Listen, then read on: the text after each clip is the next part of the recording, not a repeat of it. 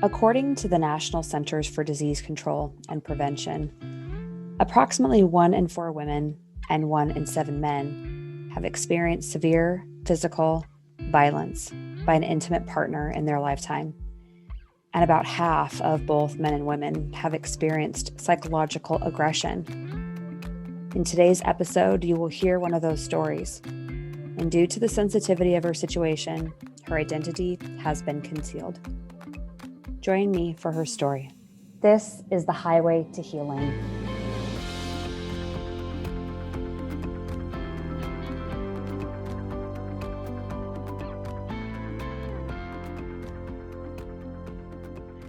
Beautiful, beautiful. Thank you so much for being on today's episode. I'm excited to be here. Yeah, I know that you've got a story definitely to share. We are concealing your identity for this episode and for very important reasons. And so I just appreciate your vulnerability and your authenticity showing up here today to talk to me about, what has happened in your life. You'd shared with me that you had been in an abusive relationship. And because of that relationship, you experienced PTSD and still continue to deal with PTSD. Can you walk us through what happened? Yeah, I'd be happy to. I think it's taken me a long time to get to this point of being able to share my story on a wider scale. I'm very vocal about domestic violence with anybody I encounter, but on a wider scale, past my Facebook, page. I really haven't put it out there to a larger group. So this is a big deal for me. But I was in a 15-year plus relationship with a person that was abusive, verbally. Um, this person suffered from substance abuse issues, um, and did get physical in a way where they would break things. They would get in close proximity of me. They would punch holes in walls. And it got to a point where I was so broken down, I really didn't have any self worth. And after the birth of my second child, it got so bad that I had my first bout of anxiety and depression and PTSD. And I had no idea what was happening. And this is on the cusp of having my second child. And, that should be a joyous occasion. And for me, it was a nightmare because I was a stay at home mom at the time with two children and an abusive uh, significant other spouse. And it was a time where I felt extremely trapped because I was made to believe that I couldn't do anything on my own, that I needed this person to do everything. Um, and having no family living near me, it was very hard.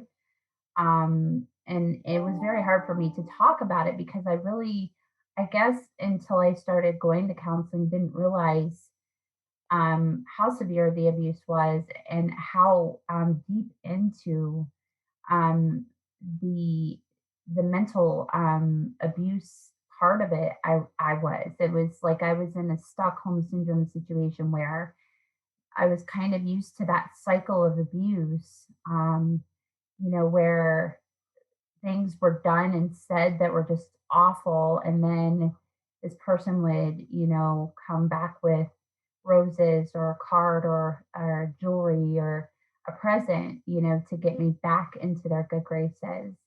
And then the cycle would happen all over again. They weren't very present. There were times that they would disappear from the house for days on end. Um, and when it got to the point where the drinking got really bad, I had a couple places I would go with my children to, be safe. But I would always go back. And I think, from my journey, I've realized, through a lot of documentaries I've watched and through my counseling, it typically takes somebody that's in an abusive situation 7 to 9 times to actually leave. And I made attempts on probably that many occasions to no avail because he would always talk me back in.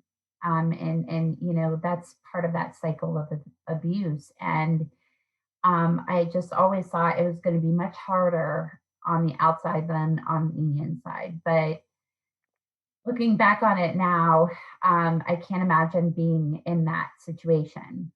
Um, and there are parts of it I don't even remember. I think a lot of those memories are suppressed and they have been for a long time for a reason. And I'll kind of get into that with the therapy I go through for the PTSD that has been so helpful for me to heal on a lot of different levels.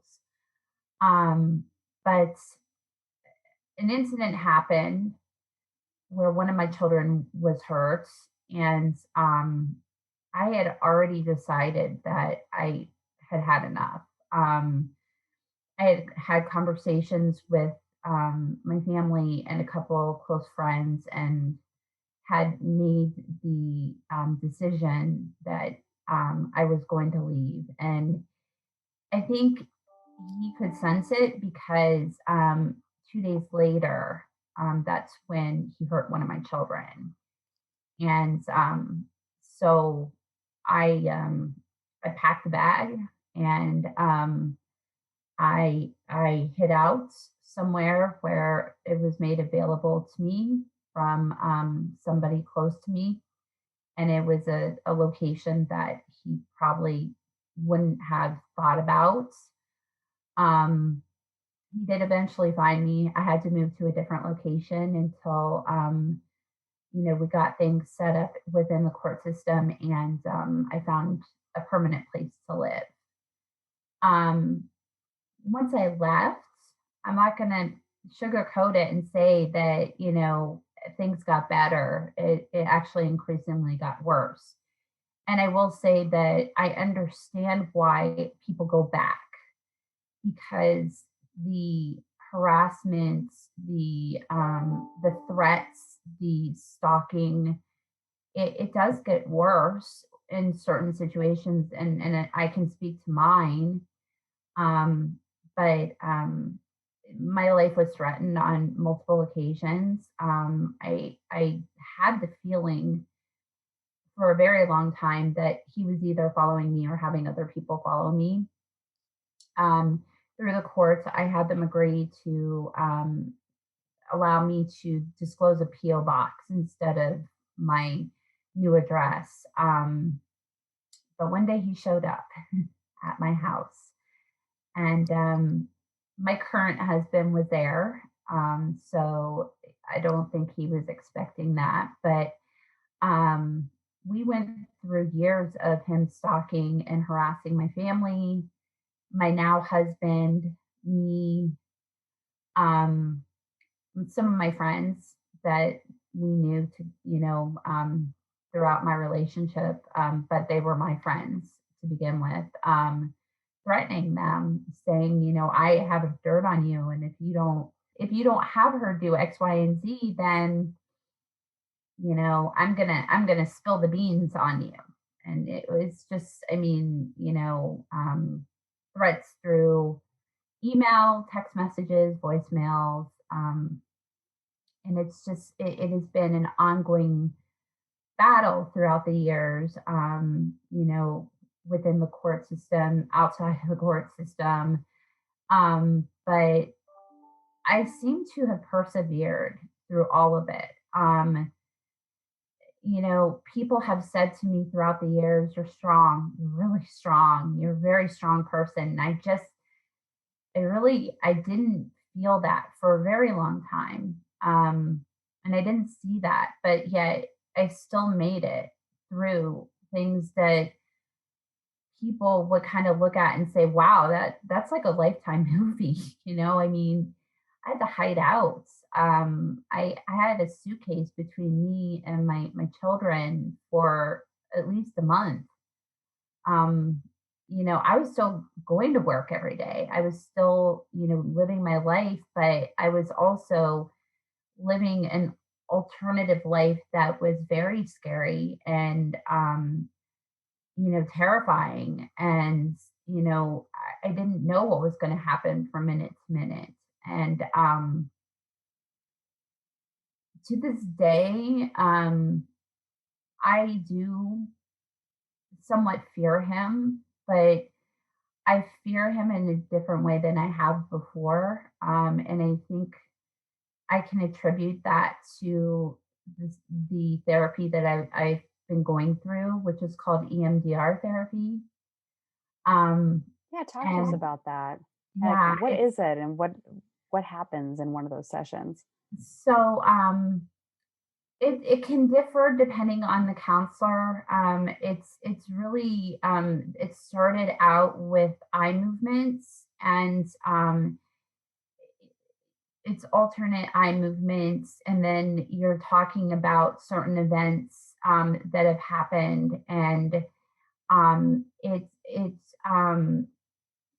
it triggers different parts of your brain that are not awake, I guess you could say, because when somebody experiences PTSD, anxiety, and depression, the part of the brain that is that fight or flight part of the brain is what really is working, and then the reasoning side kind of goes to sleep. And when somebody experiences a trigger in PTSD, there are a lot of hormones that are released: cortisol, adrenaline, and that's when somebody starts to feel those physical attributes of an anxiety attack. So, tightness of their chest, rapid heartbeats, tightness in their head, the feeling like they can't breathe. All of these different physical attributes happen um, because, your body is reacting to it, and it's releasing all these hormones. And so, when somebody is in that state, it's very hard for them to think reasonably and get out of it. And what EMDR does, and what I do, is it's through electrodes, and it's actually these. It's hard to explain them without seeing them, but they're two things that I hold in my hand, and they're plastic, and they're attached to a machine, and they emit uh, like electrodes or like pulses, and it alternates between hands. And it does something within the brain where it starts to open up those repressed memories, and then we're able to start to deal with them, and we're able to, what we ultimately, and the goal is to retrain your brain, so when you have a trigger, it deals with it in a different way than it would before. So you experience less, um, you know, um, anxiety and depression, and eventually you start to get to a point where you can actually handle these triggers, and they don't affect you the way that they did, when you started the therapy. So this is really popular with war veterans, but I'll be honest, my counselor has compared my trauma to that of a war veteran. So when she told me that, it was really eye opening, because I knew what I went through was a lot and it was traumatic, but I didn't realize to what extent. Um, but that has been a driving force in me moving forward in my recovery as a survivor. And even when, because I think, when people with PTSD have a trigger and they feel those physical attributes and emotions, they feel like, oh no, now I'm a victim again. It's not the case. it's just your body reacting. So it's you're still surviving it, you're getting through it, but um it's just a natural reaction to things that have happened in the past, and then your body, has those hormones and chemicals running rampant through your body, and then your brain is shutting down certain parts, and other parts um are taking over, and it's just really difficult for people that aren't equipped with the right tools to deal with it, to understand it, number one, and number two, to get past it. um I'm in the middle of my journey with EMDR. I have a long way to go. I still experience triggers. I still experience, um, anxiety and depression, and it's okay because I know it's a byproduct of what I've gone through. So I don't label myself as somebody that has a mental illness per se. I label myself more as a survivor that has experiences that lead to physical reactions in myself. And I have ways when I start to feel that trigger coming on, I actually can activate that part of my reasoning side of the brain, now, to where I can say I'm having a trigger, and now I need to breathe. And so I've been through cognitive therapy, and I've had all of my therapists have been very big on meditation and breathing and yoga, and my current therapist is very big on meditation and Reiki, and using different methods to calm the body during these episodes. So it's really cool to have somebody that understands that, I have, while I am, while I have my faith in God and Christianity, I also have faith in the universe, and what is happening around me, and the results of what I do and how it comes back to me. And I feel like a lot of that practice of meditation, and I have guided meditations I go through. I go to bed with certain music that it's really a guided meditation without words, and it puts me right to sleep because I do still suffer from insomnia from time to time, and do have difficulty staying asleep. So that's something that really helps me. Or if I just get into that place where I know I feel like, okay, I have something brewing, I've just got to, take some time for myself. I think that's been the hardest part, is really focusing on me, because when you're in a situation where you've been in an abusive relationship for a long time, you forget to take care of yourself. You become, and not everybody does, but a lot of people become codependent. So my traits are, I want to help everybody else, but jumping in and helping myself, and getting myself to a better place has been, I think, the most difficult part of my journey. And really getting to know me and loving me, and intrinsically loving myself. I still struggle with it because, I still do have those negative thoughts that go through my mind, and I have to stop myself every day. It's kind of like, when you're dealing with, a disease, like alcoholism, you have to stop yourself every day and say, I'm not going to drink. Well, I have to stop myself every day and say, I'm going to have positive boundaries, and I'm not going to allow negative thoughts to take over my life. Um, and some days are easier than others. And I have gotten to a point where it's like, you know what, if I'm going to feel something, I'm going to feel it. and that's okay. I'm okay with that. If I need to have an ugly cry, I'm going to have an ugly cry. And um, I tend to watch myself in the mirror doing it because I want to see all the emotions and I want to feel them and I want to identify with them. Because once I've let it go, it's not like it's gone, but I'm moving past it and I'm trying to look at the positive that came from that ugly cry or feeling the way I'm feeling. Um, right now, currently in my life, I'm dealing with some medical issues, and that is it's the first time in my life where I've had some serious medical stuff happening, and so I'm using um, these kind of tips and tricks to kind of get through, every diagnosis I seem to be getting these days.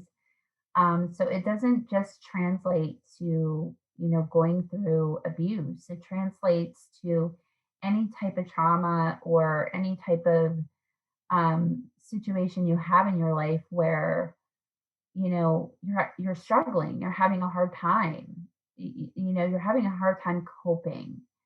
Um, and I think everybody goes through that in some way, shape, or form. Maybe not as severe as others, but we all have our struggles. And you know, I one of my favorite phrases that I remind myself of every day is it's okay not to be okay. And if I'm okay half the day and then I'm not okay the other part of the day, okay, well, I'll deal with it. I think, the older I get, the more I realize that um, life is definitely a journey. And there's so many blessings along the way, but there are struggles too. And life is not easy. And, you know, um, we have to choose how we're going to deal with it.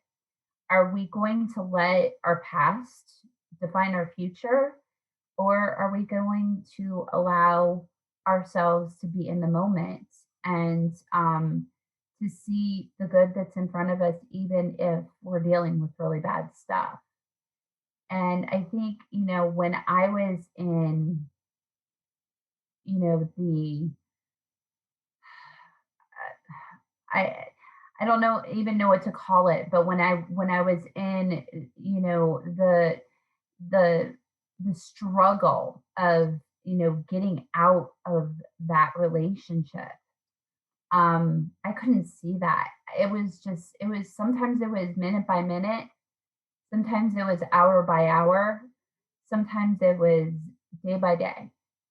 And I've been back in that place before sometimes if the triggers are really bad. It's not saying that this just goes away with the snap of a finger. It's always there. It's just how I approach it. So, I'm not going to stop the therapy. I will always be in therapy. It's just going to be part of who I am, and I'm proud of that. For anybody out there that thinks therapy is, a bad thing, that it defines them as being weak, I'm here to tell you it defines you as being strong because you're saying that I need help and I want to deal with the stuff that I have, and to do that, to actually go and do that as many times, as you're scheduled to do it, that shows your strength. It shows that you're strong enough to go into that office or turn on the computer and do it virtually and have that conversation, that real conversation where you're being raw and you're being your authentic self and you're telling somebody your innermost truths when it's really hard for you to even, say it in your head, much less say it out loud. But, it's being in therapy it's the best thing you can do, even if you're healthy. It's tremendously important because talking to people, whether or not you go to a trained therapist or you have an inner circle of people you can trust, which I'm very lucky. Through my journey, I had people that were my ride or dies. They were there. They were there to support me every single day. I'm lucky to have parents that will do anything for me and have done anything for me and my children. Um, so, at the end of the day, I'm very blessed, even though I've gone through some really difficult times. There is light at the end of the tunnel. And just because it seems like it's hopeless in that moment, hope's around the corner. You just have to be patient and wait for it, and you have to work for it. That's the part that I think is the hardest for people, is the work they have to put into getting to that better place.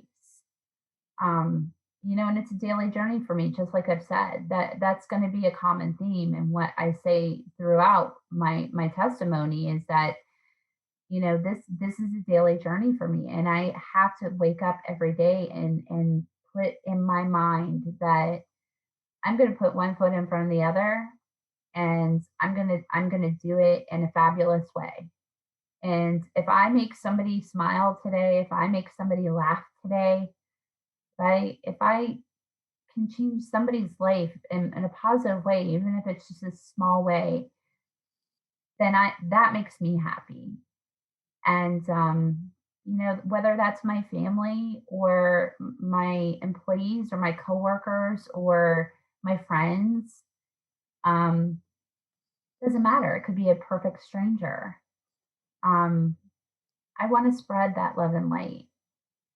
And I want to spread that joy, because I feel like when I do that, it comes back to me and it makes me feel better and more whole. Um, so I think Yeah, I think you've done it. I I, think I that by speaking out today and by being so courageous and telling us part of the story, because obviously there's a lot more in there. yeah, But I think by raising your hand and sharing your story and speaking up, that there is someone listening to this that is finding themselves in some similar kind of situation. And maybe they just needed to hear your voice. and I So, hope yeah. um, that my story can help people. That's why I'm doing this. And what I will say is that if you have tried, 7 times, and you feel like, oh, I just keep on going back, well, try an 8th time, because one of those times will stick, and you can do it. If I can do it, anybody can do it. And you know what? You're worth it. You're absolutely worth it. You are worth everything. And don't ever let anybody tell you any less, because it's not true. So, I think words are very strong. And I think people let words, kind of rule how they think about themselves. Um, but at the end of the day, it should be how you feel about you and your relationship with yourself. And if that's not strong, you can make it strong. And I'm telling you, if I can do it, anybody can. I have searched every avenue in trying to find ways to cope and deal. Um, you had mentioned heart math at the beginning of our conversation. I'm starting to explore that with a friend, and that's another way of getting your heart rhythms in tune with your brain waves. And it is an amazing tool, because it's using your breath as a way to steady your body rhythms. So that's something I'm going to be jumping into um, in a lot more detail on top of the EMDR, and what I do on the side with my guided meditations and guided breathing and stuff like that, and Reiki, which I haven't done for a while, and I want to get back into doing that too. But um, I think we all have our ways of coping with things, and we all have our ways of looking at life. But to anybody out there that is struggling with anything, it could be abuse, it could be addiction, whatever it is, you can get yourself out of it. You can, because I'm here to tell you, I did, and I've been out for quite some time, and some days are harder than others, but that's okay, because you know what I mean. If it's not that, it's something else. So don't be afraid of the aftermath. Don't be afraid of the what ifs or the what coulds. Just focus on the now and you. And if you do that, then you'll be able to do it. I can say that with 200% certainty. I think that is the perfect place for us to end today. But thank you again for your bravery. I really do appreciate it. 24 hours a day, 7 days a week, 365 days a year. The National Domestic Violence Hotline provides essential tools and support to help survivors of domestic violence so that they can live their lives free of abuse. If you contact the hotline, you can expect highly trained, expert advocates to offer free, confidential, and compassionate support, crisis intervention information, education, and referral services in over 200 languages. If you or someone you know needs help, go to www.thehotline.org. Stories like this one are important to tell. It reminds us that even during the darkest times, we can always find light. We can always choose faith over fear. For exclusive content, please join my Spark Club members-only community and apply to be a guest on this show. Find out more at spiritandspark.com.